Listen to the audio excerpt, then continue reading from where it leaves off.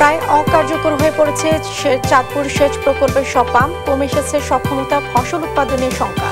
ভোলায় সুপারির বাম্পার ফলন, উৎপাদনের রেকর্ড ছাড়িয়ে যাওয়ার আশা, সংগ্রহ বিক্রিতে ব্যস্ততা বেড়েছে চাষিদের।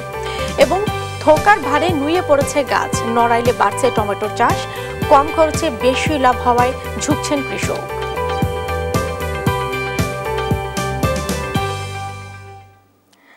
আমন্ত্রণ দেশ কৃষি সংবাদে, সঙ্গে আছে আমি জেসিকা বেদিন। দেখছিলেন সংবাদ শিরোনাম। বিস্তারিত। প্রায় অকার্যকর হয়ে পড়েছে চাঁদপুর সেচ প্রকল্পের সবগুলো পাম্প, কমে এসেছে সেচ সক্ষমতা। সংশ্লিষ্টরা বলছে মৌসুমে পাম্পগুলো সচল না থাকলে ব্যাহত হবে ২৮,০০০ হেক্টর জমির ফসল উৎপাদন। এদিকে সংশ্লিষ্ট দফতর পাম্প পুনঃস্থাপন সহ আনুষঙ্গিক কাজের জন্য ২৩৬ কোটি টাকার প্রকল্প বাস্তবায়নের অপেক্ষায় আছে বলে জানিয়েছে পানি উন্নয়ন বোর্ড। সহকর্মী শরীফুল আহমেদের রিপোর্ট, জানাচ্ছেন শায়লা খান। ১৯৭৮ সালে শুরু হয় চাঁদপুর সেচ প্রকল্পের কার্যক্রম। চাঁদপুর ও লক্ষ্মীপুর জেলার ৬ উপজেলার আবাদযোগ্য জমিতে সেচ, বন্যা নিয়ন্ত্রণ ও নিষ্কাশনের মাধ্যমে আধুনিক পদ্ধতিতে উৎপাদন বাড়ানোই ছিল প্রকল্পের লক্ষ্য। ৫৩,০০০ হেক্টর এলাকা বন্যামুক্ত ও জলাবদ্ধতার হাত থেকে রক্ষা করে ২৮,৫০০ হেক্টর জমিতে সেচ সুবিধা দিয়ে আসছে এই প্রকল্প। বর্তমানে কমে এসেছে প্রকল্পের পাম্পগুলোর কার্যক্ষমতা। ৬টির মধ্যে ৩টি পাম্প চালু থাকলেও বর্তমানে একটি বিকল আর ২টির মেরামত চলছে। ফলে কয়েক হাজার হেক্টর জমির ফসল উৎপাদন নিয়ে দেখা দিয়েছে শঙ্কা। এমন পরিস্থিতিতে সেচ কাজের পাম্পগুলো পরিবর্তন জরুরি হয়ে পড়েছে বলে মনে করছেন চরবাগাদি পাম্পিং প্ল্যান্টে কর্মরত অপারেটররা। আমাদের সিজন শুরু হইলে পাম্পগুলা কিছুদিন চইলা বন্ধ হয়ে যায়, দেখা গেছে যে বেয়ারিং জায়গা, ফিনিয়াম জায়গা, অয়েল সিল জায়গা, তারপরে আবার রিপেয়ার করতে হয়। আমাদের এই পাম্প পানির অনেক ব্যাঘাত ঘটে, আমাদের নতুন পাম্পের দরকার। হোস পুরানো তো, এগুলি এভাবেই জোড়াতালি দিয়ে চালানো হচ্ছে।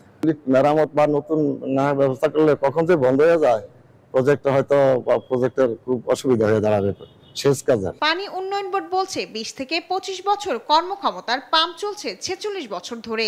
এসব মেশিনগুলো পরিবর্তন করে নতুন করে পাম্প মেশিন স্থাপনের জন্য নেওয়া হচ্ছে ২৩৬ কোটি টাকার একটি প্রকল্প। তবে এখনো হয়নি অনুমোদন। দীর্ঘ ৪৬ বছর পতন হয়, এগুলোর সবগুলোর ইফিসিয়েন্সি এবং কার্যকারিতা অনেকাংশে কমে গেছে। আমরা এগুলো পরিবর্তন করার জন্য একটা প্রকল্প আমরা প্ল্যানিং কমিশন পাঠাইছি। তো এটা প্ল্যানিং কমিশন থেকে অনুমোদন হলেই আমরা এগুলো চেঞ্জ করতে পারবো। আর এগুলো চেঞ্জ করা হলে আমার মনে হয় যে আমাদের যে ইরিগেশন এবং সেচ কার্যক্রম নিরবিচ্ছিন্নভাবে পরিচালনা করা সম্ভব হবে। ফসল উৎপাদনে যাতে বিঘ্ন না ঘটে সেজন্য ইতিমধ্যে সংশ্লিষ্ট মন্ত্রণালয়ে চিঠি পাঠানো হয়েছে বলে জানিয়েছে জেলা প্রশাসক। শেষ মৌসুমে আমাদের যে পাম্পটা আছে সেই পাম্পটা আসলে তাদের সক্ষমতা হারিয়ে ফেলেছে। আমি গত বছরও কৃষকদের সমস্যাগুলো শুনেছি এবং তাদেরকে আশ্বাস দিয়েছিলাম যে আমরা এটা দ্রুত সময়ের মধ্যে সমাধান করব। আমরা ইতিমধ্যেই আমরা মিটিং করেছি, আশা করি যে জানুয়ারি মাস থেকে আমরা পানি উত্তোলন করব এবং কৃষকদের দৌড় করে আমরা সেচের পানিটা পৌঁছিয়ে দিব। দ্রুত নতুন পাম্প স্থাপনের মাধ্যমে সমস্যা লাঘবের দাবি কৃষকদের। শায়লা খান, নিউজ ডেস্ক, দেশ টিভি। ময়মনসিংহে কারেন্ট ও মাজরা পোকার আক্রমণে দিশেহারা কৃষকরা। এ নিয়ে বিস্তারিত জানাতে যুক্ত হচ্ছেন আমাদের সহকর্মী ইলিয়াস আহমেদ। ইলিয়াস, কৃষকরা কি কি অভিযোগ তুলে ধরেছেন, বিস্তারিত জানান। কৃষকরা কারেন্ট এবং মাজরা পোকার আক্রমণে একেবারেই দিশেহারা হয়ে পড়েছেন এবং তারা বলছেন যে কৃষি বিভাগ থেকে তারা কোনো ধরনের সহযোগিতা পাচ্ছেন না, অর্থাৎ পরামর্শ সহ তারা যে আর্থিকভাবে ক্ষয়ক্ষতির শিকার হচ্ছেন তারা কিন্তু কোনো ধরনের সহযোগিতা না পাওয়ার অভিযোগ করেছেন। অর্থাৎ আমরা এই বিষয়টি নিয়ে কৃষি বিভাগের সঙ্গে কথা বলার চেষ্টা করেছিলাম। তারা বলছেন যে কৃষকদের এই কারেন্ট এবং মাজরা পোকার আক্রমণ থেকে তাদেরকে রক্ষা করার লক্ষ্যে কিন্তু তাদের একটি টিম গঠন করা হয়েছে, অর্থাৎ প্রত্যেকটি ইউনিয়ন পর্যায়ে কৃষি বিভাগের কর্মকর্তা কর্মচারী যারা আছেন তারা কাজ করছেন, সেই বিষয়টি কিন্তু তারা বলছিলেন। অর্থাৎ কৃষি বিভাগের তথ্য অনুযায়ী এবছর ময়মনসিংহ 2,67,000 হেক্টর জমিতে কিন্তু আমন ধানের চাষ করা হয়েছে। যদিও লক্ষ্যমাত্রা অর্জন নিয়ে কিছুটা শঙ্কার মধ্যে রয়েছেন কৃষি বিভাগ। তারা বলছেন যে এই পোকা দমনে তারা নানান পরামর্শ দিয়ে যাচ্ছেন। আমরা যদি একজন কৃষকের সঙ্গে একটু যুক্ত হতে চাই, আমরা জানতে চাই পোকার আক্রমণে কি ধরনের ক্ষয়ক্ষতির শিকার হচ্ছেন আপনারা?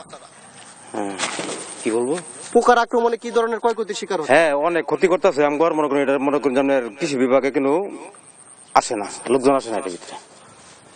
এটা কি তিনি বলছিলেন যে কৃষি বিভাগ থেকে তারা কোনো ধরনের সহযোগিতা পাচ্ছেন না, অর্থাৎ পোকার আক্রমণে তাদের অনেক ক্ষয়ক্ষতি হচ্ছে সেই বিষয়টি বলছিলেন। আমরা দেখেছি যে ময়মনসিংহ 13টি উপজেলায় কিন্তু প্রত্যেকটি উপজেলাতেই এই ধানের মাজরা এবং কারেন্ট পোকার আক্রমণে কিন্তু একেবারেই জীবন্ত ধানগুলো কিন্তু সেটি মরে যাচ্ছে, অর্থাৎ পাতা একেবারেই সাদা হয়ে যাচ্ছে। অর্থাৎ কৃষি বিভাগ বলছেন যে তারা নানান কীটনাশক ব্যবহারে কৃষককে কিন্তু তারা উদ্বুদ্ধ করছেন। অর্থাৎ যদিও কৃষক বলছেন যে তারা কোনো ধরনের সহযোগিতা পাচ্ছেন না, অর্থাৎ তারা যে জায়গাতে এই কীটনাশক কিনছেন, অর্থাৎ দোকানিদের পরামর্শ অনুযায়ী তারা কিন্তু সেই কীটনাশক স্প্রে করছেন জমিতে, তারপরেও কিন্তু তারা তাদের জমি রক্ষা করতে পারছেন না, সেই বিষয়টি কিন্তু তারা বলছিলেন। এই ছিল আমার কাছে ময়মনসিংহের কারেন্ট এবং মাজরা পোকায় যে ধানের ক্ষয়ক্ষতি হচ্ছে তা নিয়ে সর্বশেষ।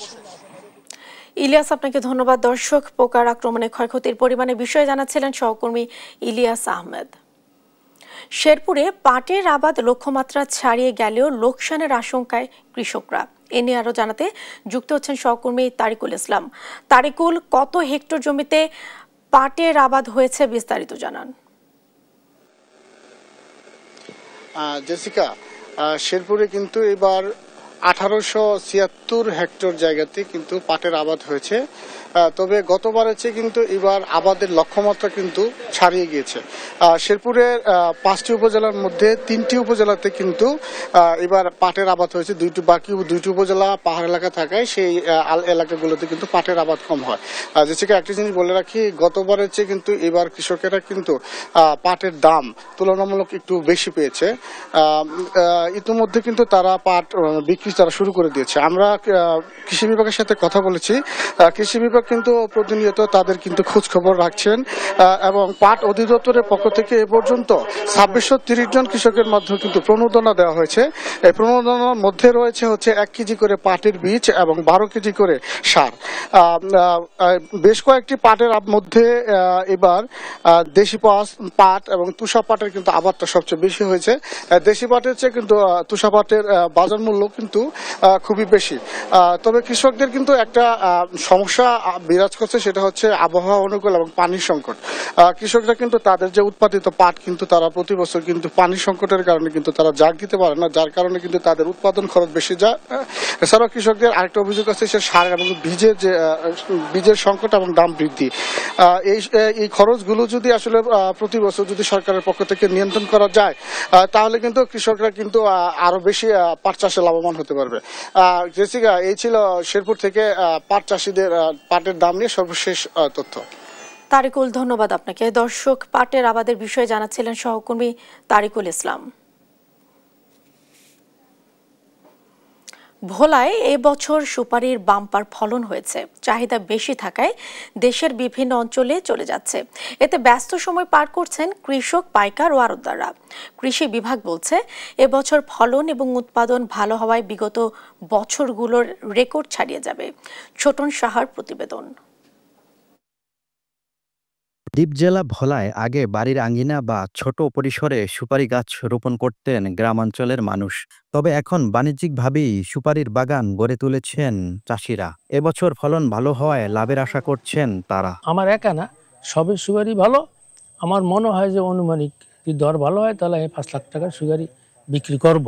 গত বছর যা হয়েছে তার থেকে প্রায় 3 গুণ বেশি হয়েছে এবার। সুপারি সংগ্রহ থেকে শুরু করে বিক্রি নিয়ে ব্যস্ত চাষি ও ব্যবসায়ীরা। স্থানীয় চাহিদা মিটিয়ে ভোলার সুপারি চলে যায় পঞ্চগড়, বগুড়া, রাজশাহী ও নওগাঁ সহ উত্তরের 10 জেলায়। আমাদের এই জায়গার সুপারি বাংলাদেশের এমনকি বাহিরেও রপ্তানি হচ্ছে। আমরা ইনশাআল্লাহ খুবই ভালো ফলন পাইছি। আর 15 থেকে 20 কোটি টাকার অলরেডি আমাদের বিক্রি হয়েছে। আর ভবিষ্যতে আরো 10-15 কোটি টাকার বিক্রি হওয়ার আশা আমরা করতেছি। পরিশ্রম ও খরচ কম এবং লাভ বেশি হওয়ায় আগামীতে সুপারি চাষ আরও বাড়বে বলে মনে করছে কৃষি বিভাগ। অধিক ফলনের জন্য যে কোনো পরামর্শের জন্য অবশ্যই আমাদের উপজেলা কৃষি অফিস, উপসহকারী কৃষি কর্মকর্তা আর সরাসরি যদি আমাদের জেলা কার্যালয়েও আসেন, তবে আপনাদের অধিক ফলনের জন্য, বিশেষ করে সুপারির অধিক ফলনের জন্য আমরা সর্বোচ্চ টেকনোলজিক্যাল সহায়তা করতে পারবো। এবছর জেলায় 13,500 হেক্টর জমিতে সুপারির আবাদ হয়েছে। হেক্টর প্রতি 8 মেট্রিক টন হারে উৎপাদন হবে 96 মেট্রিক টন সুপারি। ছোটন সাহা, দেশ টিভি, ভোলা। শীতকালীন শাকসবজি চাষে ব্যস্ত সময় পার করছেন চুয়াডাঙ্গা জেলার 4টি উপজেলার কৃষক। ইতিমধ্যেই বাজারে উঠতে শুরু করেছে শীতকালীন নানা সবজি। এ নিয়ে বিস্তারিত জানাতে যুক্ত হচ্ছেন আমাদের সহকর্মী খায়রুজ্জামান সেতু। সেতু, এ বছর জেলায় কত হেক্টর জমিতে ফসল উৎপাদন হয়েছে, বিস্তারিত কি জানতে পেরেছেন আমাদের জানাবেন। জেসিকা, আপনি যেমনটি বলছিলেন আর কি, চুয়াডাঙ্গাতে কিন্তু এবার শুধু এবার না, প্রতি বছরই কিন্তু চুয়াডাঙ্গাতে একটা মানে শীতকালীন সবজি কিংবা কৃষি ক্ষেত্রে একটা সারা দেশের নাম রয়েছে আর কি। তার ভিতরে অন্যতম কিন্তু এই শীতকালীন সবজি। শুধু শীতকালীন সবজি বললে ভুল হবে, শীতকালীন আগাম সবজিও কিন্তু চুয়াডাঙ্গাতে চাষ হয়। এই আগাম সবজি কিন্তু চুয়াডাঙ্গাতে যে চাষ প্রতিবার যেটা হয়, এবার কিন্তু একটু হচ্ছে হোঁচট খেয়েছে চাষিরা। এর মূলত কারণ হচ্ছে শীতকালীন সবজি যখন চাষিরা চাষ শুরু করবে, সেই মুহূর্তে কিন্তু বৃষ্টিতে হানা দেয়। এই বৃষ্টিতে হানা দেওয়ার কারণে কিন্তু চাষিরা যে সবজি আছে লাগাইছিল জমিতে, সেই সবজি কিন্তু অধিকাংশ নষ্ট হয়ে যায়। এই নষ্ট হওয়ার কারণে কিন্তু এই আগাম শীতকালীন সবজি যে সমস্ত কৃষকরা চাষ করেছিল, সেই কৃষকরা কিন্তু হচ্ছে আবার এই শীতকালীন সবজির সাথেও কিন্তু শুরু করেছে। অর্থাৎ কিন্তু শীতকালীন সবজি কিন্তু এবার চুয়াডাঙ্গাতে প্রচুর পরিমাণ উৎপাদন হওয়ার সম্ভাবনা রয়েছে। এছাড়াও হচ্ছে আমি যে কৃষকদের সাথে কথা বলে যেমনটি জানতে পেরেছি, সেটা হচ্ছে যে গত মৌসুমে কিন্তু ধান এবং ভুট্টাই কিন্তু চুয়াডাঙ্গার কৃষকরা হচ্ছে লোকসানে পড়ছিল। সেই কারণে কিন্তু ধান কিংবা হচ্ছে ভুট্টাতে কিন্তু কৃষকরা হচ্ছে মুখ ফিরিয়ে নিয়ে কিন্তু এবার কিন্তু সবজি চাষের উপরে ঝুঁকেছে। আমি যদি একটু আপনাকে জানাই, সেটা হচ্ছে কিন্তু চুয়াডাঙ্গাতে এবার শীতকালীন যে হচ্ছে সবজি চাষ হয়েছে, চাষের যে লক্ষ্যমাত্রা চুয়াডাঙ্গা কৃষি সম্প্রসারণ অধিদপ্তর নির্ধারণ করেছে, সেটা হচ্ছে 8,640 হেক্টর জমিতে হচ্ছে লক্ষ্যমাত্রা নির্ধারণ করেছে। তো ইতিমধ্যে কিন্তু প্রায় হচ্ছে 1500 হেক্টর জমিতে কিন্তু শীতকালীন সবজি লাগিয়ে ফেলেছে। এবং এই 1500-র ভিতরে কিন্তু কিছু আছে যে ইতিমধ্যে কিন্তু যে শীতকালীন সবজি বাজারে হচ্ছে উঠতে শুরু করেছে। এবং সেখানে দেখা যাচ্ছে ওই অধিকাংশ হচ্ছে সবজি কিন্তু চুয়াডাঙ্গার বাজারগুলোতে দেখা যাচ্ছে। আমি যদি জানি রাখি, চুয়াডাঙ্গার কৃষকরা আমাকে যেমনটি জানিয়েছে, সেটা হচ্ছে যে এখনো যে পরিমাণ যে সবজি হচ্ছে মানে চুয়াডাঙ্গার মাঠে রয়েছে, সেই মাঠে কিন্তু যে সারের পর্যাপ্ত সরবরাহ করে কিন্তু এবার তারা বাম্পার ফলনের আশা করছে। তবে হচ্ছে কৃষি বিভাগ আমাকে যেটা জানিয়েছে, সেটা হচ্ছে যে কৃষি বিভাগ জানিয়েছে সারের কোনো সম্ভাবনা হবে না বলে জানিয়েছে। তো এই ছিল চুয়াডাঙ্গা থেকে সর্বশেষ। জেসিকা। সেতু, ধন্যবাদ আপনাকে। দর্শক, চুয়াডাঙ্গা থেকে শীতকালীন শাকসবজির চাষের বিষয়ে জানাচ্ছিলেন সহকর্মী খায়রুজ্জামান সেতু। নড়াইল সদরে তুলারামপুর এলাকায় বাড়ছে টমেটোর চাষ। কম খরচে লাভজনক হওয়ায় এ চাষে ঝুঁকছেন কৃষকরা। কৃষি বিভাগের পক্ষ থেকেও সহযোগিতা করার কথা বলা হচ্ছে। সহকর্মী শরীফুল ইসলামের তথ্যচিত্রে বিস্তারিত থাকছে ডেস্ক রিপোর্টে।